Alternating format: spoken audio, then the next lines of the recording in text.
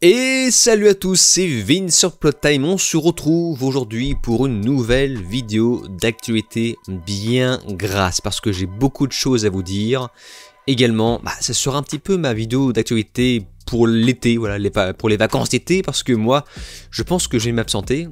Voyant un petit peu le beat que j'ai fait sur ma dernière vidéo mercredi, je ne suis pas le seul, hein, tous mes confrères beat sur la série mercredi. Ça c'est signe qu'il faut prendre des vacances en fait. Forcément, tous les gens sont partis en vacances en août. Donc voilà, c'était un petit peu le petit signe. J'avais quand même envie de vous proposer une grosse vidéo d'actualité. Un petit peu comme... Je me rends compte que je fais ça 1 à 2 fois par mois. Allez, j'avais pas mal de choses à aborder. Et vu que j'ai un peu de temps devant moi, je me suis dit que je vais prendre le temps de parler de quasiment chaque sujet. J'ai 3 pages devant moi, dont 2 gros sujets. Écoutez, autant passer directement au sommaire. Alors, avant de passer au sommaire, évidemment, comment ne pas en parler.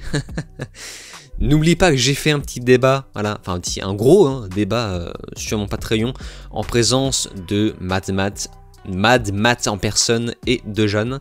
Un débat tendu, un débat tendu et salé. Au moins, vous ne pourrez pas me reprocher d'avoir ramené des gens qui ont tous le même avis.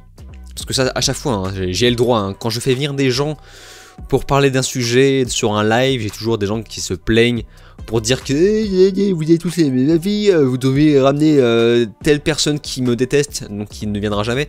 Non, là, au moins, on a tous un avis différent et c'est pour le mieux. N'oubliez pas également que sur mon Patreon, tout le mois d'août, vous avez une réduction de 15% via mon code disponible en lien en description et en commentaire épinglé. Plottime-08-2025, voilà, donc si vous utilisez cette réduction, vous aurez également accès à tous mes autres podcasts et ça fonctionne également sur l'abonnement annuel. Donc, écoutez, si vous avez les moyens, n'hésitez surtout pas, ça me fera grand plaisir. Le sommaire, un petit peu de cinéma, on va parler un petit peu de 007, un petit peu de série, on parlera de la série God of War à venir, une grosse section box-office, ça va parler de Superman, de Fantastic Four. On va parler aussi de South Park qui est interdit en France. Ceci n'est pas un exercice.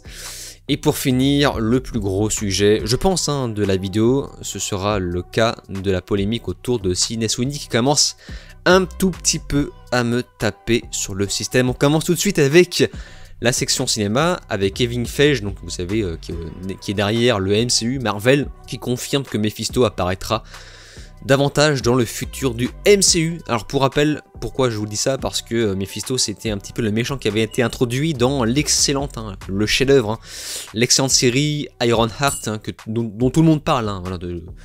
Vous sortez dans la rue, vous avez soit Squid Game, soit Ironheart, voilà.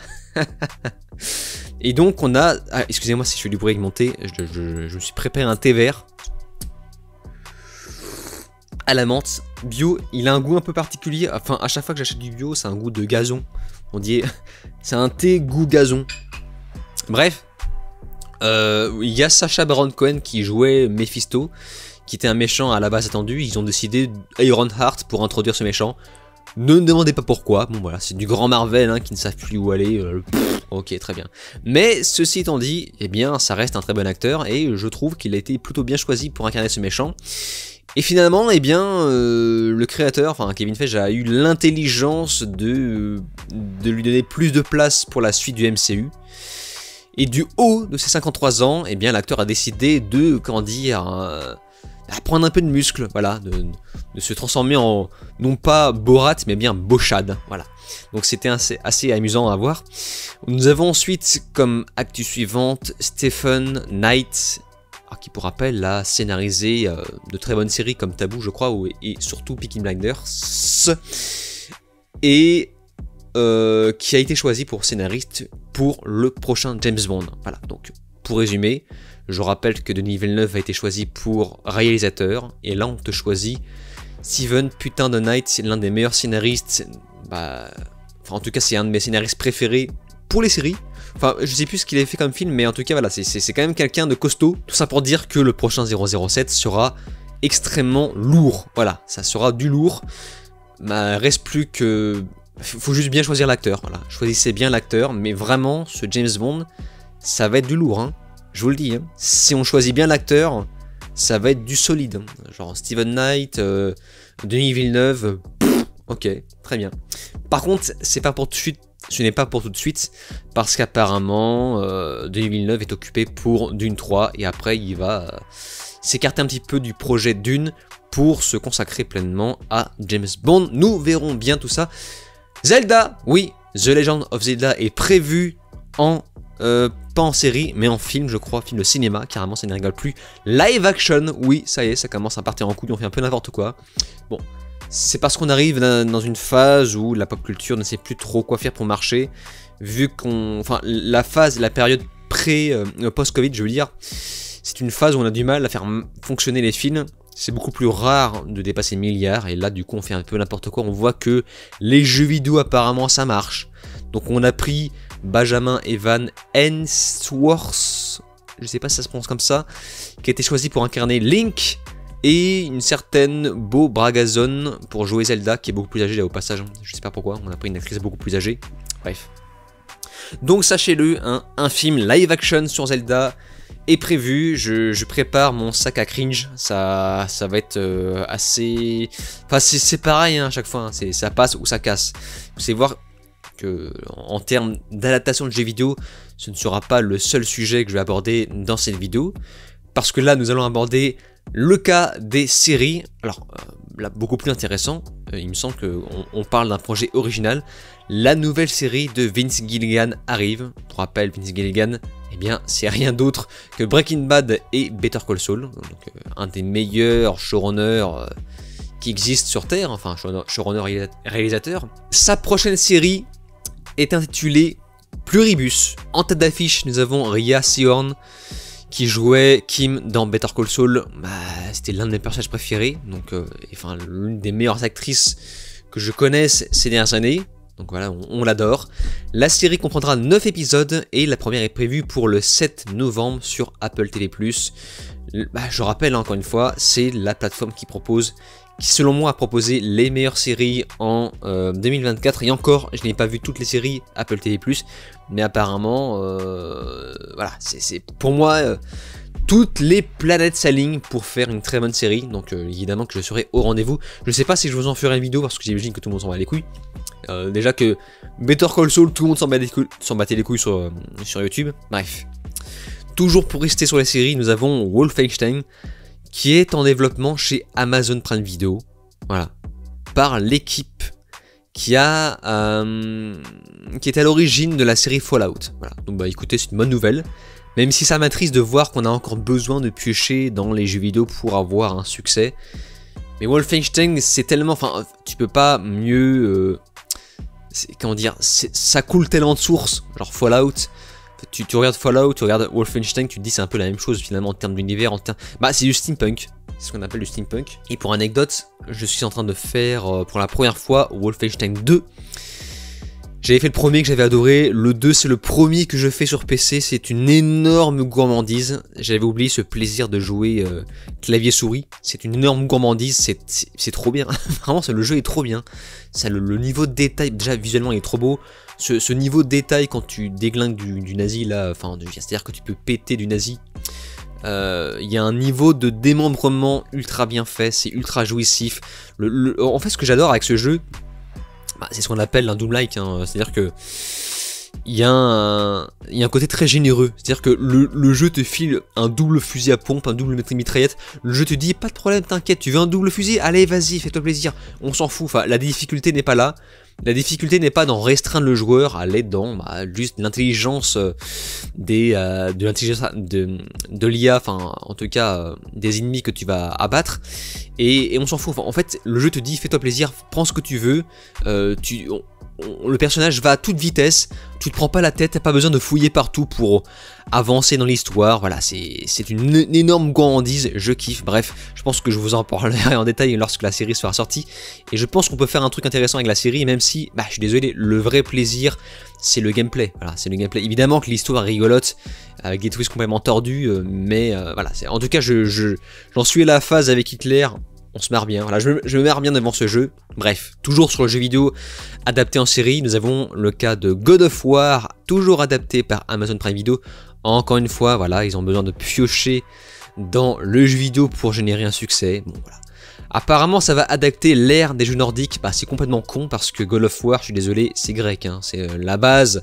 Ce qui a rendu God of War célèbre, c'est la Grèce antique et non pas l'ère nordique. Parce que voilà, en plus c'est, je sais pas, il y en a marre quoi. Enfin l'ère nordique on en a bouffé, on sait très bien que ça marche pas. Enfin, c'est la mauvaise époque pour adapter l'ère nordique en série, au cinéma, parce que voilà, enfin, voilà. Suivez mon regard, vous savez très bien pourquoi. Adapter plutôt l'ère, la Grèce antique, c'est très bien, voilà, romantique, Grèce antique. Ça va se concentrer sur Kratos et Atreus, mon dieu, enfin c'est... Qu'est-ce que j'aime pas dans le premier, enfin le jeu 2018, ok, mais j'ai fait un podcast entier consacré à God of War Ragnarok, qui est pour moi une énorme déception. Voilà, un podcast de 3 heures. Oui, il m'a fallu 3 heures pour expliquer pourquoi j'ai pas aimé ce jeu. Enfin, ça reste un très bon jeu. Le jeu en soi, il est très bon, mais putain, la déception en termes de scénario pur, et ils vont faire pareil, ça va être moche. Ah, ça m'énerve.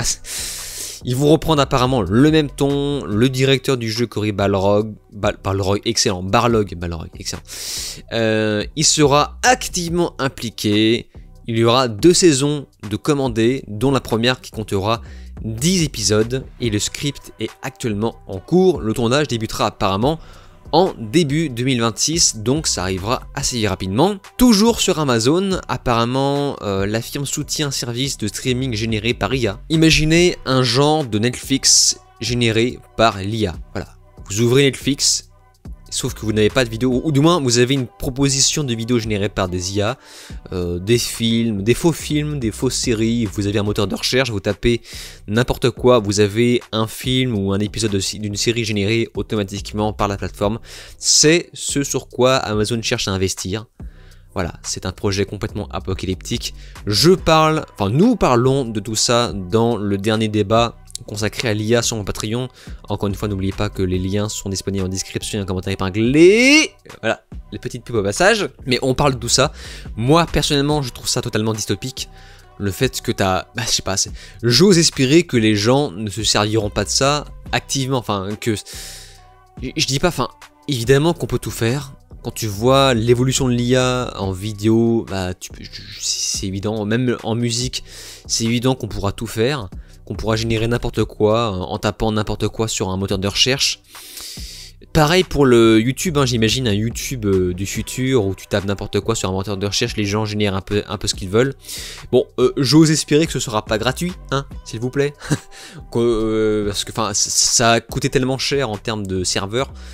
J'ose espérer que ce ne sera pas gratuit parce que il y a encore, dans un futur lointain, je suis sûr qu'on pourra rendre ça accessible à tout le monde. J'ai vraiment une vision très dystopique sur ça, hein, sur le sujet de l'IA. Pour moi, rien n'a plus de goût que savoir qu'un vrai acteur a travaillé dans un projet, qu'un vrai réalisateur a été derrière tout ça. Alors évidemment qu'on pourra s'aider de l'IA pour accélérer, pour aider les employés dans leurs tâches et supprimer les tâches ingrates, mais je vous espérais que tout ça ne va pas disparaître quand même du jour au lendemain, parce que sur Netflix, on aura un Netflix du futur où tu pourras taper n'importe quoi et avoir ce que tu veux. Pour moi, je parle des principes, c'est une phrase que Alexandre Astier dit, je sais plus qui d'autre dit ça encore, mais je crois qu'il y a Alan Moore aussi qui dit ça. La réalité, c'est que le consommateur ne sait pas ce qu'il veut, voilà. Donc évidemment qu'on ne pourra pas lui proposer. Moi je parle du principe que ce sera un truc qui va marcher pendant un temps et qui sera vite. Les gens se lassent très vite. Voilà. Alors que tout ce qui est cinéma, série, les réalisateurs, les scénaristes vont devoir sortir les doigts pour impressionner, surprendre un petit peu le spectateur. Bref. La bonne nouvelle, c'est que pour l'instant, les IA ont besoin de piocher dans tout ce qui existe aujourd'hui, ce qu'on appelle les propriétés intellectuelles, et les gros studios du type Disney sont en train de s'organiser pour conserver leur propriété intellectuelle, ce qui fait que ça, Coco, s'appelle du piratage. Oui, oui, forcément, si tu pioches un peu n'importe quoi pour créer ce que tu veux, c'est du piratage, voilà. Donc voilà, bref. Sujet suivant, et pas un petit, qui est le cas du box-office. Le box-office, en commençant par F1, qui est la plus grosse surprise de l'été. Croyez-le ou non, c'est le film F1 avec Brad Pitt qui met un petit peu à l'amant tout le monde. Bon, même si Superman va le surpasser, il y a aussi Jurassic World, on va en parler. Mais F1, par rapport à son... il a eu un gros budget, hein, mais par rapport à un film original comme ça, Franchement, c'est une surprise. Il a dépassé les 556 millions de dollars de recettes au box-office mondial. Mais rappelons qu'il a eu un budget assez costaud, 200 à 250 millions. Je ne sais pas si le marketing est compris dedans.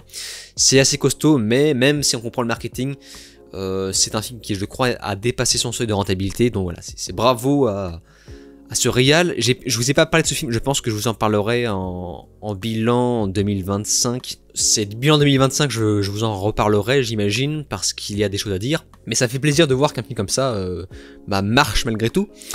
Jurassic World Rebirth, c'est celui qui gagne la course, voilà, qui remporte le concours durant le combat, le duel entre les 4 Fantastiques, Superman, Jurassic World 28 jours plus tard. Enfin, en tout cas, tous les films de l'été, tous les gros films, c'est Jurassic World Rebirth qui malheureusement remporte. Je sais pas, après évidemment il ne percera pas autant que les films précédents, donc comme quoi la franchise commence un petit peu à s'essouffler, mais ça reste un succès, et ça signifie qu'une fois encore, nous taperons des Jurassic World complètement bizarres. Moi je veux mon Jurassic World dans l'espace, voilà, je le veux, voilà. Le film n'a pas coûté très cher, hein. Voilà, une fois encore, Gareth Edwards, qui est un chef en termes de gestion de budget, d'effets spéciaux, donc évidemment que le film n'a pas coûté cher, donc c'est vraiment, je pense, l'un des films les plus rentables en termes de blockbuster. Le cas de Superman, j'ai poussé un petit peu mon coup de gueule sur Instagram, je sais pas si vous me suivez sur Instagram, de toute façon, une fois encore, hein, sur mon lien Linktree, vous pouvez me suivre sur absolument tous les réseaux, donc n'hésitez pas. Mais Superman est effectivement un énorme succès. Je déconne. J'en ai marre que les gens essaient de faire croire que ce film est un succès. Parce que on va y aller lentement. Voilà. Je suis pas pressé. Hein. Alors, il n'y aura pas beaucoup de montage sur la vidéo. Tant pis, vous aurez un vieux rond qui tourne sur l'image. Ce sera un petit peu comme un podcast.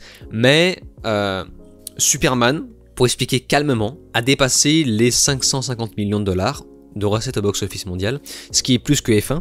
Donc sur papier c'est bien parce que évidemment qu'il y a des gens qui se sont mobilisés pour aller voir ce film. Donc c'est bien. Et c'est effectivement un des plus gros Superman, je crois, si on le compare à cette période. J'aimerais bien qu'on remette un peu plus de contexte là-dedans maintenant.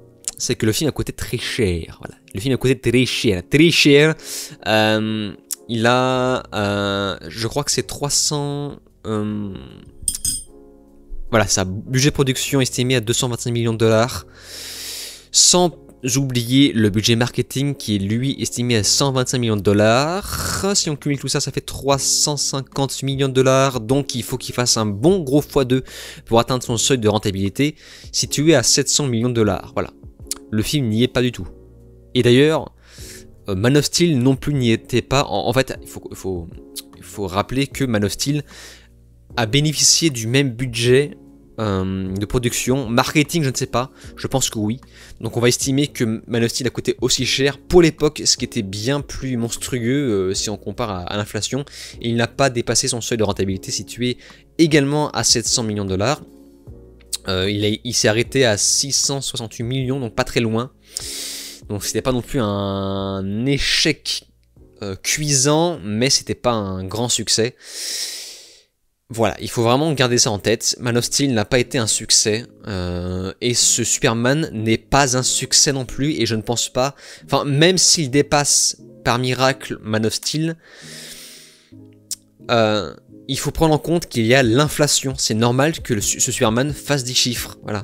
Donc ce n'est pas un grand succès. Pour faire un grand succès, il faut qu'il fasse un x3. S'il dépasse les 700 millions de dollars, ce ne sera pas un succès, ce sera un film rentable. Voilà, ce sera un succès modéré, on va dire. Voilà, mais ce ne sera pas un gros succès. Là, pour le coup, Jurassic World, quand on compare à son budget de base, là, c'est un succès. Voilà. J'ai pas vu son budget marketing après. Mais bref. Et encore, là, je fais l'effort de me matcher aux nouveaux chiffres de budget sorti de la bouche James Gunn, je crois, marketing comme production, parce que les chiffres de base c'était pas ça à la base, hein. À la base c'était bien plus, mais vraiment bien plus. À la base on avait dit que le film avait coûté plus de 300 millions de dollars avec 200 millions en budget marketing. Et là finalement, parce que voilà, n'oublions pas que les grosses productions hollywoodiennes sont des gros menteurs, voilà, ce sont des gros menteurs. Là tout d'un coup, oh en fait non, ça a coûté 225 millions, comme par hasard pile poil le même budget que Man of Steel. comme par hasard, hein, ça c'est oui. Voilà, bon, évidemment qu'ils mentent, mais en étant de bonne foi, en imaginant qu'ils ne mentent pas, même en imaginant qu'ils ne mentent pas, eh bien le film n'est toujours pas rentable. Voilà.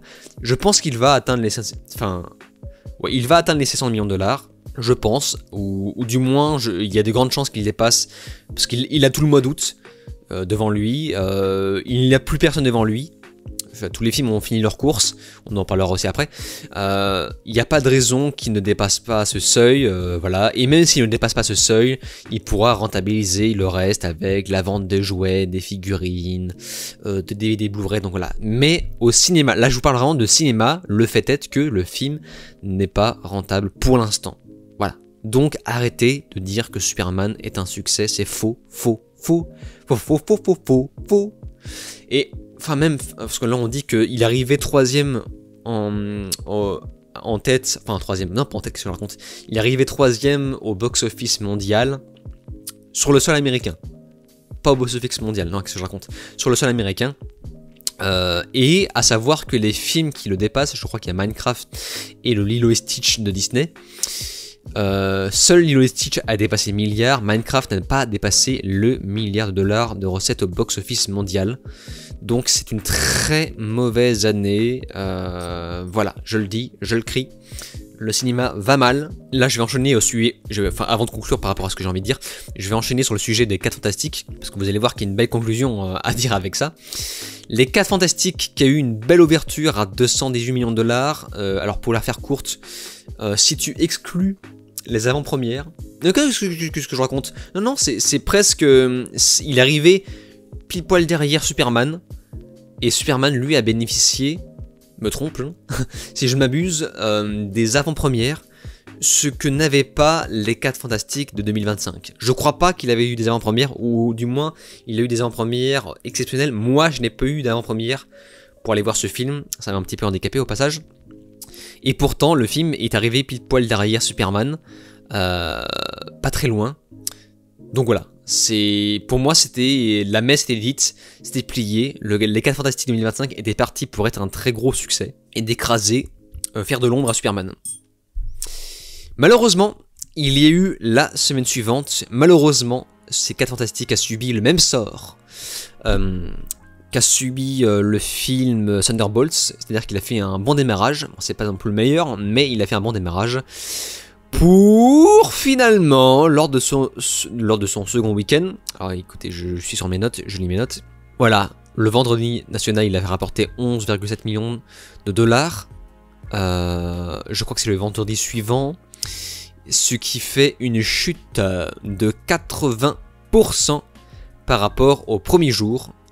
Donc là, je crois que c'est un record. Je suis pas sûr de ce que je dis, mais je crois que c'est une chute record.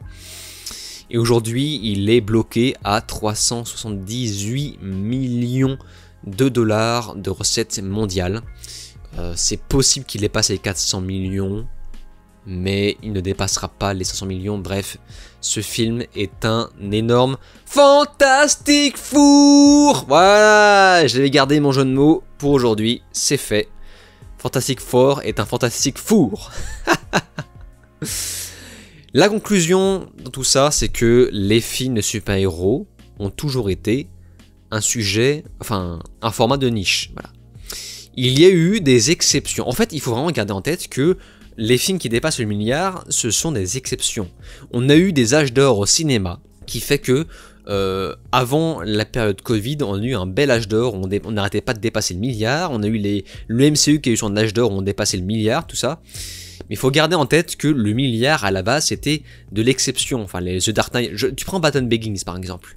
Batman Begins ça a bidé, voilà. Ils ont été obligés de changer le titre de la franchise, donc en The Dark Knight, pour finalement dépasser le milliard, parce que voilà, en fait, il faut comprendre un truc, c'est que le cinéma c'est comme YouTube. Quand un film buzz, c'est un peu la même chose quand une vidéo buzz. Des fois, moi j'ai des vidéos qui buzz, je me dis ah d'accord, bah très bien, bah merci, c'est cool, je suis content. Des fois je m'y attends, et des fois je m'y attends pas. Je me dis ah d'accord, enfin et des fois ça buzz vraiment. Enfin, ma vidéo sur Minecraft a buzzé, je me suis dit ah d'accord, donc ça buzz mais fort. Bon, et bien pourquoi pas. En fait c'est pareil avec le cinéma. Le cinéma ça buzz des fois, Ça buzz fort, et tu sais pas pourquoi. En fait, il y a juste l'effet boule de neige avec le bouche à oreille. Tout le monde dit ah il faut aller le voir, et du coup ça devient un petit peu la honte de ne pas aller voir ce film. Et ça a été le cas avec le The Dark Knight. Il y a eu l'effet Heath Ledger. Excusez-moi, il y a les camions qui passent à côté. Je sais pas si vous entendez, un camion de poubelle dégueulasse. L'effet Heath Ledger, je sais pas s'il est mort avant ou après la sortie, je crois qu'il est mort un peu avant, du coup il y a eu ça, il y a eu aussi Joker, c'est une valeur sûre, il y a la polémique par rapport à Jack Nicholson, voilà, c'est l'engouement sur le film qui comment dire, faisait un petit peu écho avec l'actualité sur les attentats terroristes, parce que oui, hein, c'est mine de rien, The Dark Knight c'est un film qui dénonce.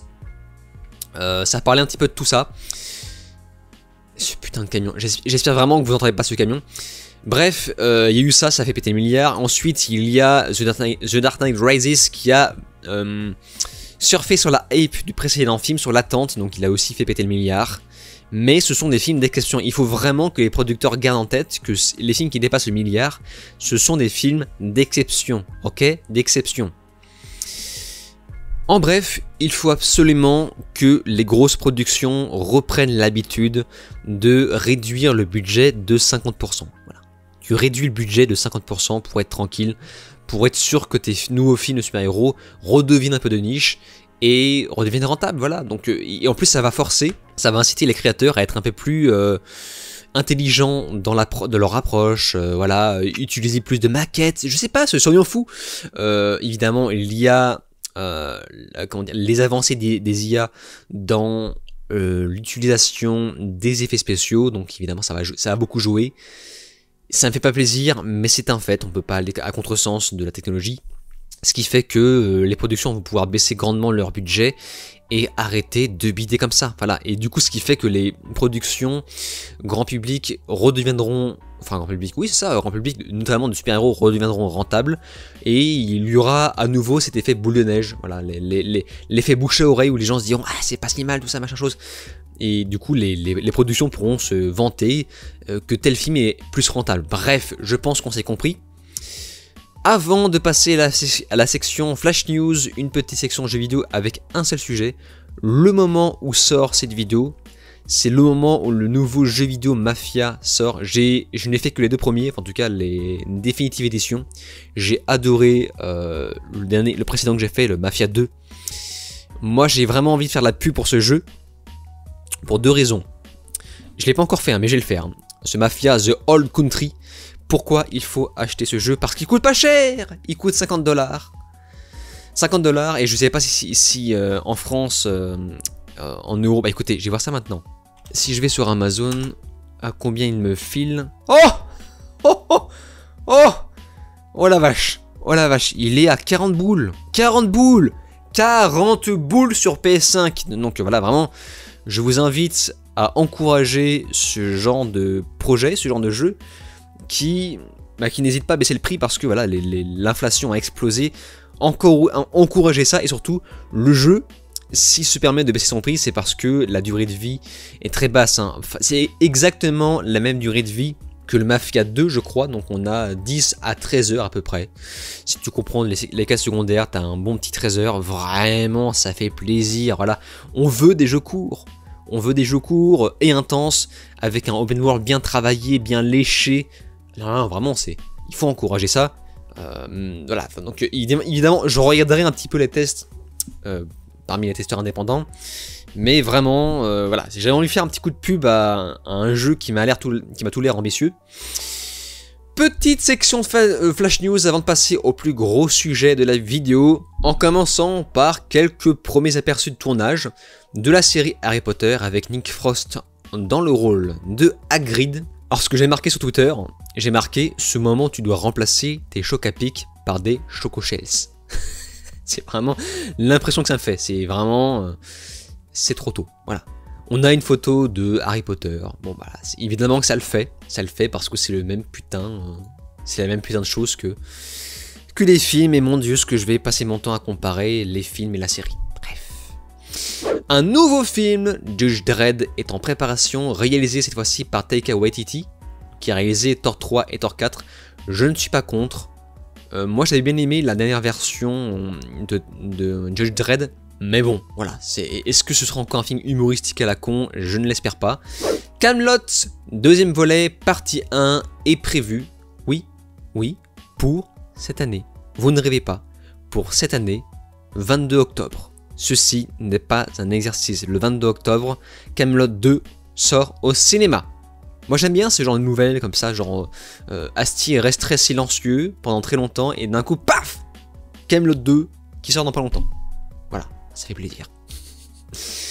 La nouvelle saison de Spartacus sur Starz sera accès. Ah oui, alors attendez, avant, petit contexte, hein. Mais moi j'adore la série Spartacus, c'est un nanar, hein. C'est un nanar de série Z assumé, j'adore ça, c'est un peu n'importe quoi. C'est du pompage de 300, mais ça pompe n'importe comment, mais il y a vraiment... Enfin, on en parlera en détail. Pourquoi on en parlera? Parce que la série spin-off, qui était une série que j'attendais beaucoup, ça fait tellement longtemps qu'on nous en parle.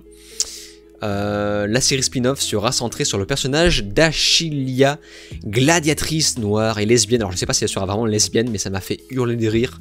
J'ai eu des frissons de plaisir, je me suis dit, oh yes, une vidéo de qualité, une vidéo qui fera des vues. Pour le plaisir, évidemment. Bref, nous allons pouvoir maintenant passer aux deux plus gros sujets de la vidéo. Excusez-moi si je fais du bruit encore. Je bois mon thé. Nous allons parler de South Park. On a combien là? Ok, la vidéo va extrêmement longue, c'est pas grave. Il n'y aura pas beaucoup de montage, hein, de toute façon. Ça va être un petit peu comme une vidéo podcast. South Park, qui est censuré en France. Je me suis renseigné sur le sujet. Là, tout le monde se dit que, oh mon dieu, c'est parce que South Park est une série dissidente, voilà, et politiquement incorrecte, du coup, il faut la censurer en France, qui est un pays de fragile. Alors déjà...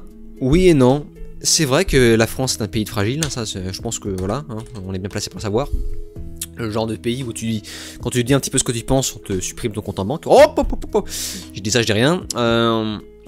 Mais la vérité, c'est que ça n'a rien à voir avec une histoire de politique. Voilà. South Park, pour vous donner un petit peu le contexte, depuis le 30 juin 2025, alors j'ai pioché des actus parmi différents articles. Depuis le 30 juin 2025, South Park n'est plus disponible sur les principales plateformes de streaming en France, notamment Paramount+, Netflix, HBO Max. Et ça, en fait, quoi du nom, c'est lié à une histoire d'expiration des droits de diffusion et non à une censure politique. Parce que tout le monde y a cru, mais en fait, non, ce n'est pas vraiment ça.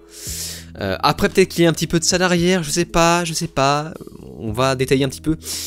L'histoire est surtout due à un conflit contractuel. Voilà. Le retrait découle surtout d'un conflit entre les créateurs, donc c'est Trey Parker et Matt Stone, et Paramount Global. Voilà. Donc les négociations pour renouveler la licence ont mal tourné apparemment, notamment à cause de conditions que les créateurs jugent pour eux désavantageuses. Et une exigence d'exclusivité de 12 mois sur Paramount+, avant toute diffusion ailleurs. Donc apparemment ça n'a pas plu aux créateurs. Skydance, qui fusionne aussi avec Paramount, ça crée des conflits. Et souhaite également limiter la durée des futurs contrats de 5 ans au lieu de 10. Et ainsi qu'un budget très élevé autour de 3 milliards de dollars contre les 900 millions initialement accordés. Donc voilà, il y a vraiment un gros problème de contrat, un gros problème de désaccord. Parker et Stone ont même menacé de poursuites si ces interférences persistent. Ah, ça rigole plus. Et on a de lourdes conséquences. Pour l'instant, la saison 27 a été retardée, pas longtemps aux États-Unis. C'est sorti un peu plus tard, mais actuellement, il me semble qu'elle est en diffusion. Et en France, comment ça se passe? Eh bien, on est baisé. Et oui, pour le streaming, la série est introuvable. Voilà, vous pouvez chercher, elle est introuvable. Pour la télévision, vous pouvez la trouver via Comedy Central, vous savez, le bouquet famille chez SFR, ce que tout le monde n'a pas. Ou sinon, ce que vous pouvez faire, c'est simplement l'acheter en VOD depuis Prime Video, je crois, ou même Apple TV+. Je vous déconseille fortement de faire ça parce que ça coûte une fortune. J'ai vérifié, oui, on peut faire ça, ça va vous coûter une fortune. Donc, moi, je vous propose simplement d'attendre qu'ils règlent leurs petits problèmes. Je pense que c'est temporaire. Ne paniquons pas, ceci n'a rien de politique, contrairement à la polémique que je vais aborder dans le sujet suivant, qui est le cas de Sydney Sweeney, alias Sydney Sweeney Loul, je suis extrêmement drôle. Voilà, j'avais mis cette polémique de côté, ça fait longtemps que ça persiste, ça commence à me taper sur le système. Ça montre aussi un petit peu à quel point Twitter, j'insiste avec Twitter X, notamment depuis le rachat de Elon Musk, Internet est malade. Mais plus principalement sur le réseau du diable, sur le réseau du démon qu'est Twitter. Vraiment, les gens sont malades. Voilà. Je trouve que les gens sont malades des deux côtés, que ce soit des deux bords politiques. Le dialogue n'existe plus, c'est affligeant. Et le cas de Sydney Sweeney est un cas d'école parfait. Voilà.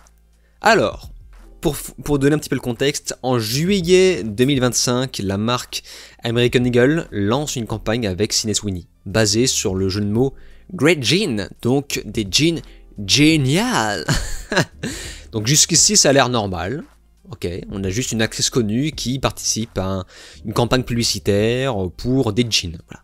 Ça a été fait et refait, il y a des tas d'actrices qui ont déjà fait la publicité, c'est tout à fait normal, que ce soit même actrice ou acteur, hein, des acteurs masculins, des acteurs qui font de la pub pour des montres lorsqu'on a un nouveau James Bond, tout le monde fait ça. Excusez-moi, j'ai connu monter. Jusqu'ici, rien d'alarmant. Le problème, c'est qu'il y a deux choses.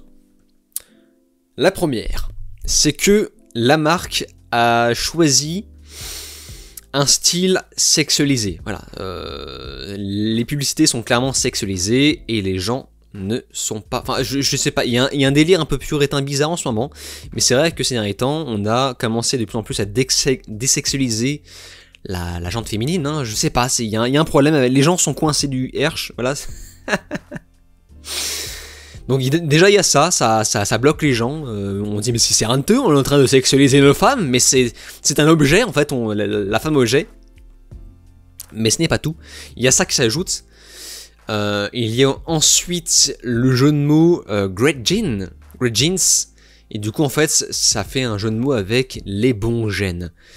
Sydney Sweeney a de bons gènes, et ses jeans sont bleus, voilà.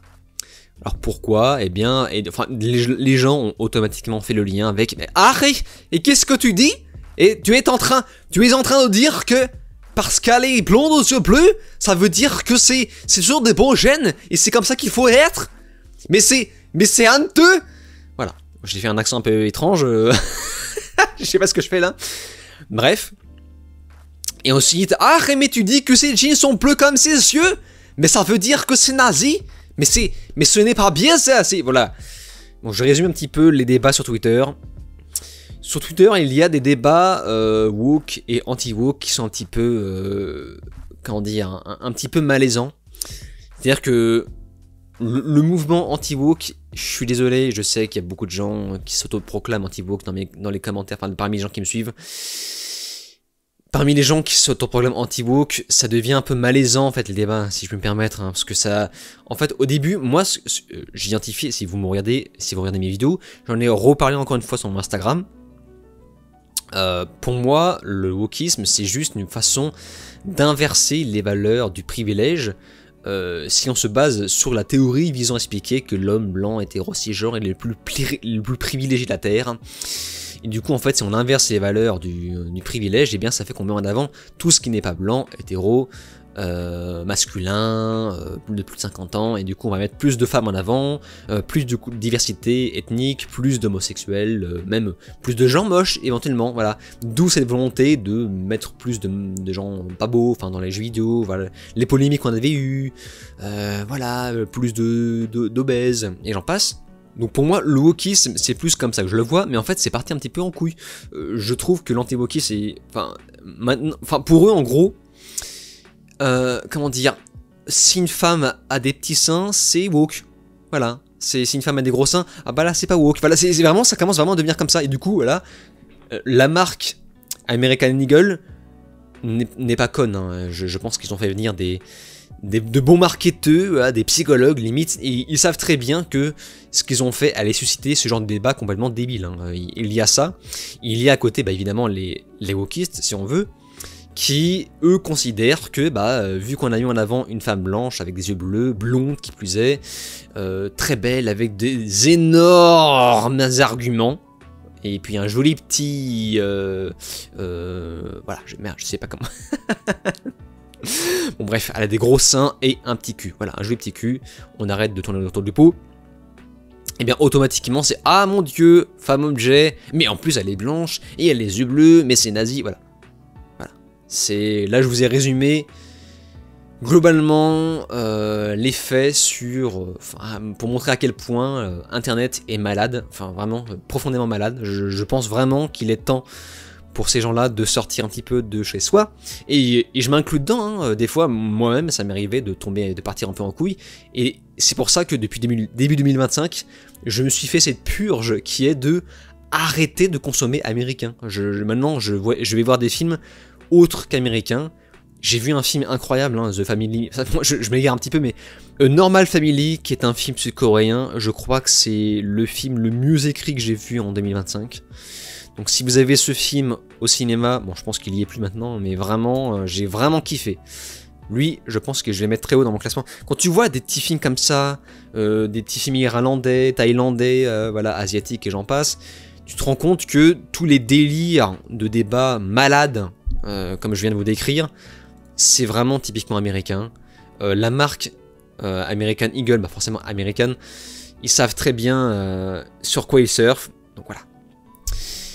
Qu'est-ce qui se passe? Il se passe que American Eagle savait que ça allait susciter la polémique, donc ils sont contents, parce que ça fait parler de la marque, déclarant qu'il ne s'excusera pas pour sa campagne publicitaire virale avec Sydney Sweeney, les bons jeans vont bien à tout le monde. Ce qui est vrai. En vrai, quand tu t'habilles bien, tu peux... Enfin, vraiment, enfin moi, c'est...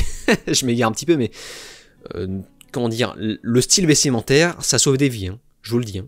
Quand vous avez un physique dans lequel vous ne vous sentez pas à l'aise, le style vestimentaire, ça sauve des vies. Il n'y a pas que le sport, hein, vraiment, j'insiste avec ça. La marque a vu sa valeur monter de 20% après toutes ces histoires, et c'est là que je me rends compte que l'anti-wokisme, les anti-woke sont autant victimes d'un système capitaliste qu'inversement. Netflix a compris qu'il y avait une niche avec ça, ils ont surfé dessus, voilà, ils ont bien gavé cette niche, et là où c'est parti en couille, c'est quand on a commencé à normaliser cette chose un peu partout, de façon, comment dire, de façon désordonnée, et proposer ça à des gens à qui ça ne convient pas. Moi je pense que c'est bien de revenir à un simple juste milieu, voilà. Tu continues de proposer des sujets pour certaines niches, et basta. J'avais envie de vous montrer un petit peu ce tweet de Goldbut. Alors attendez, parce que j'avais fait une capture d'écran, parce que le tweet, je crois que le tweet est disparu, qui a été traduit avec Grok. Alors attention, parce que la traduction Grok est un peu étrange parfois. Une personne a publié sur Twitter, alors vous voyez un petit peu le nombre de likes, hein, il a dépassé depuis le temps largement les 200 000, mais je crois que le tweet a disparu. Hein. Quelque chose à propos d'une publicité qui sexualise une femme aux cheveux blonds et aux yeux bleus, tout en commentant qu'elle a de superbes jeans, donc Jen, le jeu de mots avec Jen, semble extrêmement conservateur, surtout dans ce climat politique. Donc en gros, femme blonde, yeux bleus, jolie, nazie. C'est Twitter. Twitter est malade. Voilà, il faut des médicaments, il faut des thérapies. Non mais surtout que j'ai vu un petit peu ce compte Twitter, hein, si je peux me permettre. Alors, je l'ai censuré pour la vidéo. Mais je sens, voilà, non, j'ai pas faire de commentaires, voilà, j'allais dire un truc déplacé, mais voilà, j'aime me retenir. Bref, et c'est pas fini. En fait, moi, le truc qui m'énerve, c'est que par rapport à l'histoire de la sexualisation, ça fait des années que les femmes partent en couille dans la sexualisation, les femmes qui se foutent à poil sur le tapis rouge. J'en ai déjà parlé dans ma vidéo précédente consacrée au Flash Actu. Vraiment, il y a des contradictions partout, c'est pénible. Là tout d'un coup ça devient pas bien parce que on a des gros plans sur la forte poitrine de Sydney Sweeney. C'est pénible, voilà. Et ce n'est pas tout, ça s'arrête pas là. On a également apparemment appris que, accrochez-vous, Sydney Sweeney, d'après un journaliste, on a vu qu'elle était inscrite sur la liste des républicains en Floride, je crois. Je sais plus dans quel état. Bref, pour la faire courte, apparemment, Sydney Sweeney est républicaine. Là, forcément, ça change, hein. Ça change des Rachel Zegler, des... comment ça s'appelle je crois que c'est Brie Larson.